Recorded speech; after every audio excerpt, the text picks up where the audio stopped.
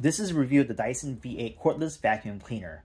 So overall, right off the bat, this vacuum can pretty much do everything you need to when it comes to portability and utility. This is a very great vacuum. Cordless, has a battery, charger. It can be detachable from the tube all the way to the head.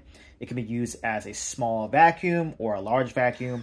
It does a great job of vacuuming hairs, dog hairs, dirt, debris, and disposing the trash or the stuff that's vacuumed up is very easy.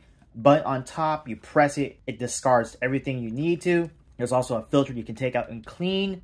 And this vacuum has 2 power settings from low or high power. It just does everything you need to.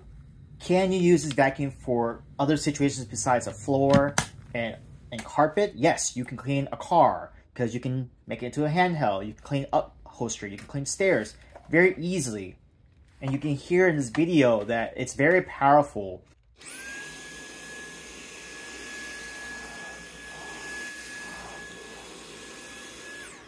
It just really sucks up dog hair, cat hair, anything on the carpet very quickly, very strong, and it's just so light.